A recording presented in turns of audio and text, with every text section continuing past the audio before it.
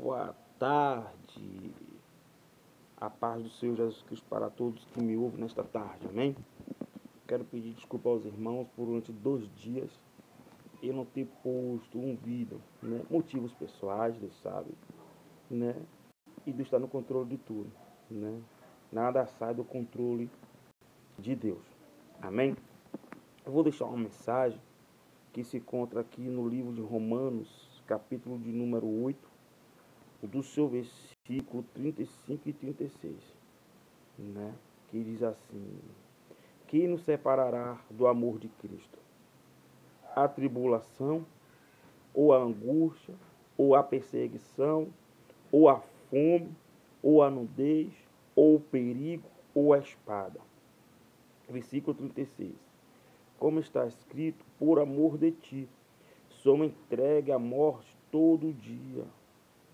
Fomos reputados como ovelha para o matador. Versículo de número 37. Mas em todas essas coisas somos mais do que vencedores por aquele que nos amou. Né? Glória a Deus. O apóstolo Paulo traz uma palavra gostosa, uma palavra linda, né? E faz menção também do livro de João, acredito, capítulo 3, versículo 16, que Deus amou o mundo de tal maneira que entregou seu único filho para todos que nele crêem não pereçam, mas venham ter vida eterna. Olha a pergunta que Paulo nos traz: quem nos separará do amor de Deus? Né? Se nós vamos parar para olhar esse texto, eu acho lindo. Tem um pastor, amigo meu, que ele ama esse versículo, né? Ele fala, o apóstolo Paulo fala, né? Que nos separará do amor de Cristo. Aí ele bota a tribulação, a angústia, a perseguição, a fome, a nudez, o perigo, a espada. Observe que tudo isso que Paulo escreve, para nos trazer uma alusão, uma resposta daquilo que nós precisamos, é que na fome Cristo está, na luta Cristo ele está, na perseguição Cristo ele vai estar, na angústia ele vai estar, na sua nudez ele vai estar, na minha nudez ele vai estar. Mas o interessante é que antes do apóstolo Paulo escrever Romanos capítulo 8, versículo 35, 36 e 37, ele fez tudo isso. Paulo deixou o povo de Deus com fome, Paulo prendeu o povo de Deus, Paulo perseguiu o povo de Deus, Paulo massacrou o povo de Deus, e Paulo deixou o povo de Deus atribulado, matou o povo de Deus, né? Só que quando Paulo ele vai perseguir o povo de Deus, aí que está o mistério.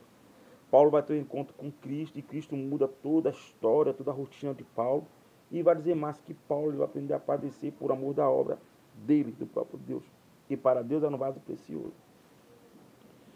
Onde eu quero chegar com isso, meu irmão? Eu não sei qual a dificuldade que meu irmão, que minha irmã está passando nesse dia chamado hoje, essa semana. Eu não sei se você já começou o ano passando por dificuldade, por luta, perseguição, perigo, angústia, nudez, eu não sei. Mas de uma coisa eu sei, que Cristo é na sua vida. Uma coisa eu tenho certeza, eu posso falar com convicção. Cristo Jesus não te abandonou. Ele está no barco com você, ele está lhe dando apoio, ele está segurando nas tuas mãos. Sabe por que você ainda não desistiu? Sabe por que tem um ditado que diz chutar o pau da barraca? Sabe por que você não chutou o pau da barraca ainda? É porque tem que se cumprir o que Deus prometeu. Porque a palavra do meu Deus, a palavra do teu Deus, a palavra do Deus que nós servimos não cai por terra. Interessante que eu vou dar uma recapitulada, glória a Deus, abrindo um livro certo de Jeremias, né?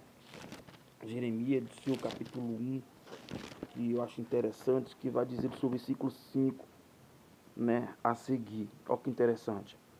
Antes que fosse formado no ventre te conheci, e antes que saísse da madre te santifiquei as nações, dei por profeta, né? Só que interessante é que você está dizendo, eu oro, Deus não me responde. Eu oro, pago o preço, jejum, Deus não me responde. Irmão, você acha que Deus não está lhe respondendo? O silêncio de Deus, muitas das vezes, é uma resposta. Às vezes você almeja ter um carro, ora por cima daquele carro, Deus não dá resposta e você não tem um carro. Não leve isso como Deus não está lhe respondendo. Deus está lhe respondendo porque você está vivo hoje, porque você não teve o carro. Muitas das vezes você está orando para casar logo, ter uma varoa, e isso está demorando. Ah, meu irmão, está demorando, eu não consigo mais. Tenha fé, você consegue. Né? Paulo, ele se absteve de ter mulher, ele achou que era melhor viver da obra. Não estou dizendo que é seu caso, me entenda. O que eu estou dizendo é o seguinte: o que Deus tem preparado não vai lhe trazer sofrimento. O que Deus tem preparado não vai lhe trazer angústia. O que Deus tem preparado não vai lhe trazer dor, né? Ah, irmão, mas você não sabe da minha história, você está vivendo uma história, está contando aí no seu canal, no seu vídeo. Não, irmão. Eu estou lhe contando uma experiência de vida. Estou lhe falando porque eu tive que esperar com paciência, como Eclesiastes 3. O apóstolo Paulo, ele vai trazer uma referência bíblica ao qual ele está dizendo bem claro que Deus não vai nos separar. O perigo não vai nos separar do amor de Deus. Irmão, isso é lindo. Quando você olha para frente, você vê o perigo e diz, meu Deus, eu vou morrer agora. Agora acabou para mim. Agora é o fim da minha história. E Deus coloca a mão e diz, ei, não acabou por aqui. Vai prosseguir. Você vai adiante. Talvez você que está assistindo esse vídeo que não é evangélico, não é cristão, né? não serve a uma doutrina humana, mas acredita em Deus, né? Você tem fé, convicção que Deus ele é autoconsumador da sua vida. Pare para fazer uma reflexão da sua postura, das suas atitudes.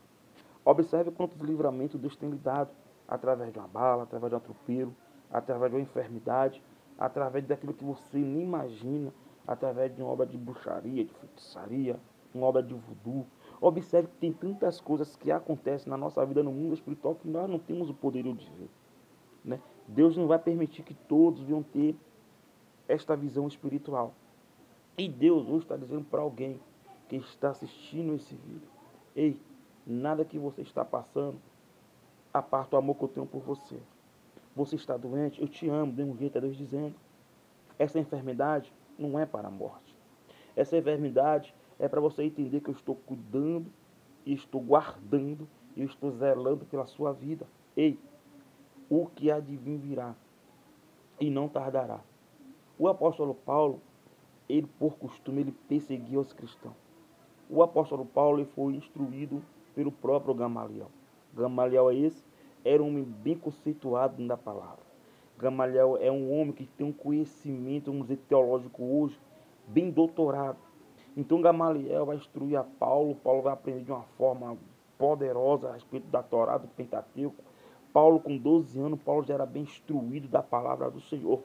Só que Paulo conhecia a letra, mas não conhecia o dono da letra, né? Gamaliel incentiva a Paulo a conhecer aquilo que está escrito, mas Gamaliel não mostra a fonte que Paulo deve beber da água. Só que Paulo vai fazer tudo aquilo segundo o seu conhecimento.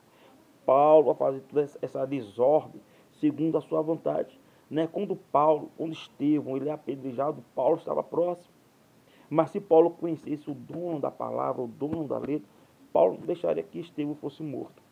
Porém, Paulo agora vai pedir uma carta a Gamaliel para perseguir o povo de Deus. Só que quando Paulo está atravessando Damasco, se não me falha a memória, o próprio Cristo se apresenta para ele. Paulo fica cego, caducado, você já conhece todo o enredo de uma história.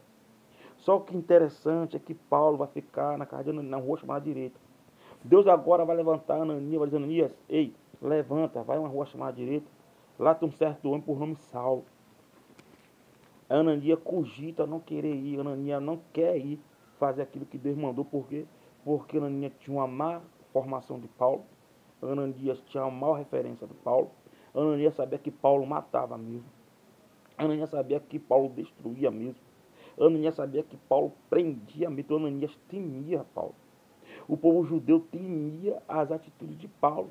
Só que Deus vai dizer, Ananias, levanta e vai, porque para mim é um vaso precioso. Já falei com Paulo que você ia tocar a mão nos olhos dele, oraria por ele e ele voltaria a enxergar. Onde é que eu quero chegar com isso? É Paulo dizendo, ei, já matei. É Paulo dizendo, já aprendi, já fiz isso, já fiz aquilo. Mas o amor que Deus tinha por Paulo não impediu de chamar Paulo para um propósito. O amor que Deus tinha por Paulo não impediu que Paulo fosse usado poderosamente por Deus em todas as coisas que Paulo fazia. Paulo, até os lenços de Paulo curava. Você entendeu? Eu vou explicar para que você venha entender. Para você que ainda não está servindo ao Senhor da glória, As suas atitudes não impedem de você buscar a Deus. As suas atitudes não impedem de Deus te dar o livramento. As suas atitudes não vai impedir de Deus mover o céu a seu favor. Sabe por quê? Porque quando existe uma promessa, quando existe um chamado, Deus não desiste dos seus. Né? Então Deus muda o caráter de Paulo. Deus muda o conceito de Paulo. Paulo tem um conhecimento do homem. Agora Deus vai botar conhecimento do céu. É Deus dizendo, quando você entender que o que eu tenho com você é coisas grandes, meu filho, essa cegueira espiritual vai sair. E eu vou lhe encher da graça e do conhecimento. Irmão, mas eu sou cristão e estou buscando o dom dos Espíritos, eu estou orando, eu estou jejuando. Tenha calma. Porque, observe, se você já ora, se você já busca e você está ansioso, Deus não vai operar. Né?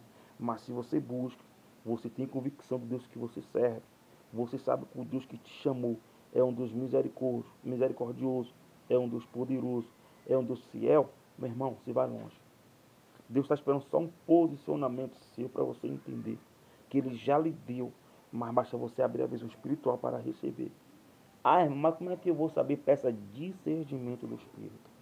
É o que nós estamos precisando no século XXI. Por quê, irmão? Vou lhe dizer, Paulo plantou, Apolo regou, mas quem dá o crescimento é Deus. Né? Se você for olhar, vai estar vou usar o termo da palavra, acho que um pouco vulgar, um pouco ruim, um pouco feio. Mas vou dizer que está uma salada de fruta, com as frutas podres, dentro da casa do Senhor.